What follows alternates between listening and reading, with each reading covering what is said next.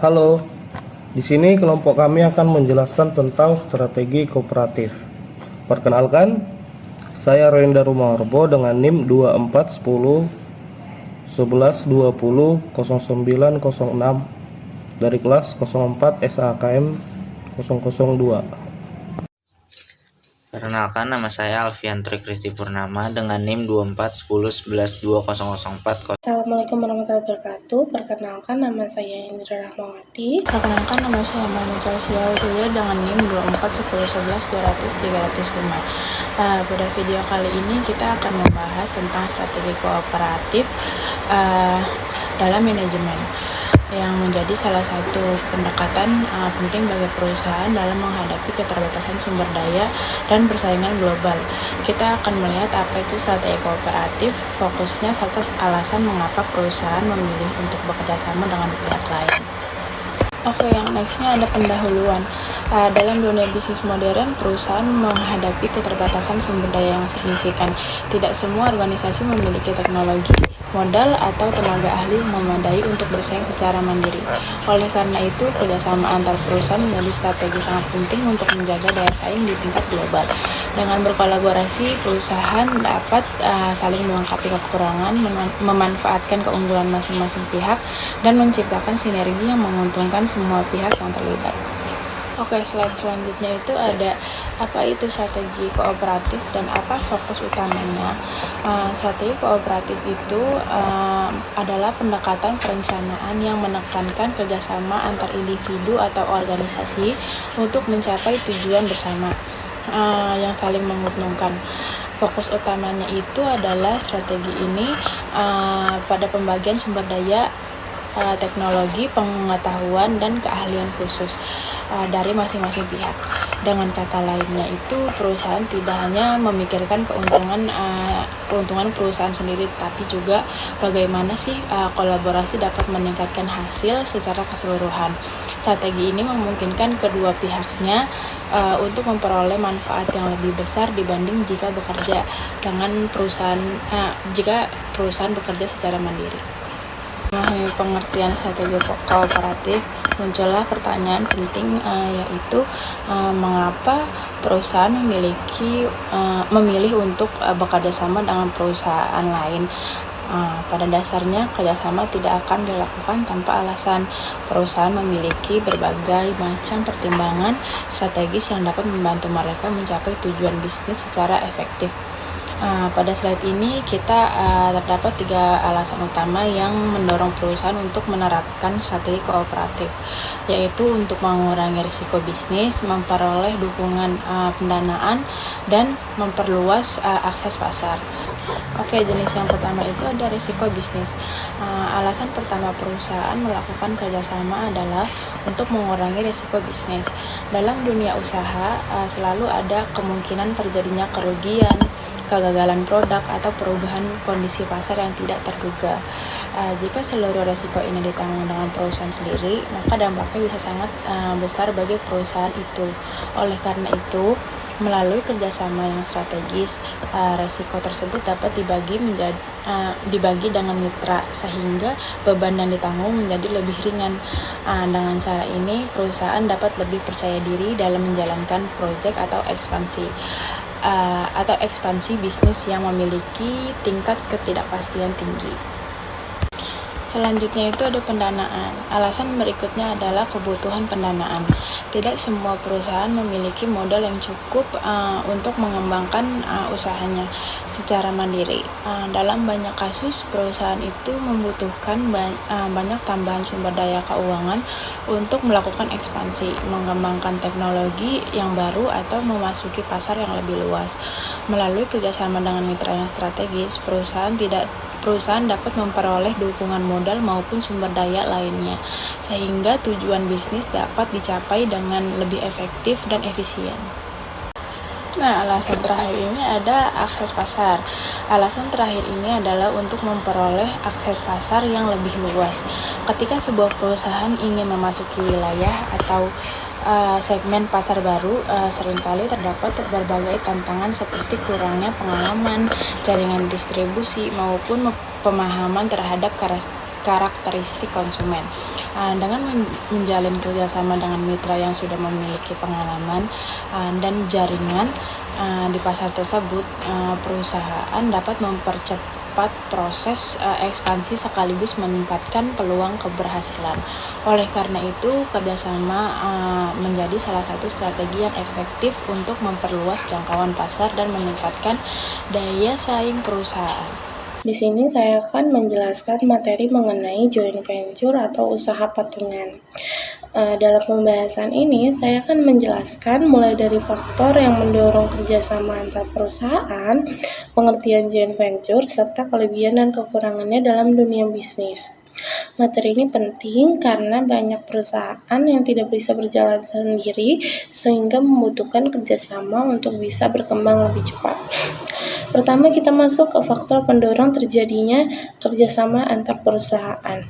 Ada 3 hal utama. Yang pertama adalah kemajuan teknologi. Saat ini perkembangan teknologi sangat cepat. Tidak semua perusahaan mampu mengikuti perkembangan tersebut sendirian. Dengan kerjasama perusahaan itu bisa mendapatkan akses teknologi terbaru tanpa harus mengeluarkan biaya penelitian yang besar dan tentunya waktu yang lama. Yang kedua adalah masalah manajemen. Dalam sebuah perusahaan, tidak semua bidang itu bisa dikuasai secara sempurna. Oleh karena itu, kerjasama dengan perusahaan lain yang lebih berpengalaman bisa membantu meningkatkan kualitas operasional dan pengelolaan bisnis. Yang ketiga adalah kecepatan inovasi. Di era persaingan global seperti sekarang, perusahaan itu dituntut untuk cepat berinovasi. Dengan adanya kerjasama, proses pengembangan produk atau layanan itu bisa menjadi lebih cepat dan tentunya lebih efisien dibandingkan dengan dilakukan sendiri. Selanjutnya adalah pengertian joint venture. Joint venture atau usaha patungan adalah bentuk kerjasama antara 2 perusahaan atau lebih yang sepakat untuk membentuk sebuah entitas baru yang terpisah dari perusahaan induknya. Artinya, perusahaan yang bekerja sama itu berdiri sendiri, tetapi mereka bergabung dalam satu proyek atau bisnis tertentu. Tujuan utama joint venture ini adalah untuk saling menguntungkan, seperti berbagi modal, berbagi resiko, serta meningkatkan kemampuan bersaing di pasar. Biasanya joint venture ini dilakukan dalam proyek besar yang membutuhkan biaya tinggi atau keahlian khusus. Selanjutnya kita akan membahas kelebihan dari joint venture. Yang pertama adalah akses terhadap teknologi dan tenaga ahli. Perusahaan itu bisa mendapatkan keahlian tambahan dari mitra yang lebih berpengalaman. Yang kedua adalah penggabungan keahlian terbaik. Masing-masing perusahaan membawa keunggulannya sendiri, sehingga hasil kerjanya menjadi lebih maksimal. Yang ketiga adalah penghematan biaya produksi. Karena biaya ditanggung bersama, maka beban perusahaan itu menjadi lebih ringan. Dan yang keempat adalah sinergi inovasi yang lebih kuat. Dengan adanya kerjasama, ide dan inovasi bisa berkembang lebih cepat dan lebih efektif, sehingga perusahaan bisa lebih mudah bersaing di pasar. Namun, selain kelebihan, joint venture juga memiliki beberapa kekurangan. Yang pertama adalah potensi konflik antar perusahaan, yakni perbedaan budaya kerja dan cara pengambilan keputusan itu bisa menimbulkan konflik. Yang kedua adalah proses pengambilan keputusan yang lebih lambat. Karena harus melalui persetujuan dua pihak atau lebih, keputusan itu tidak bisa diambil secara cepat. Yang ketiga adalah masalah pembagian keuntungan. Jika tidak disepakati dari awal, hal ini tuh bisa menimbulkan ketidakseimbangan atau adanya konflik. Dan yang terakhir adalah ketergantungan terhadap mitra. Perusahaan itu bisa menjadi kurang mandiri karena selalu bergantung pada kerjasama tersebut.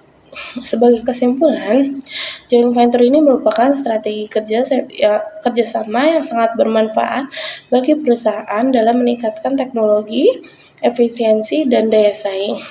Oleh karena itu, perusahaan harus membuat perjanjian kerjasama yang jelas agar joint venture dapat berjalan dengan baik dan saling menguntungkan. Aliansi strategis itu kerjasama tanpa membentuk entitas bisnis baru. Perusahaan tetap independen namun bersinergi dalam aktivitas seperti pemasaran atau distribusi.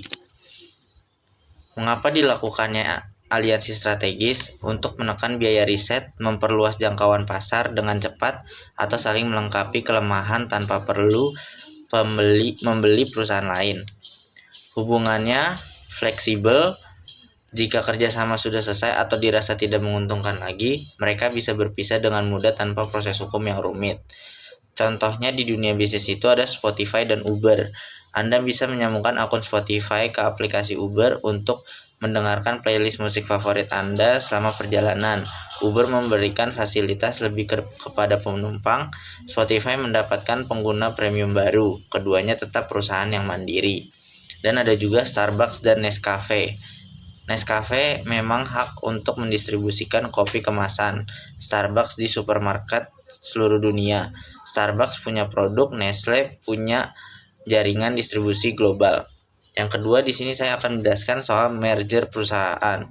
Berbeda dengan aliansi, merger itu ibarat pernikahan resmi. Dua perusahaan melebur menjadi satu entitas baru, menggunakan satu nama baru dan laporan keuangannya pun menjadi satu.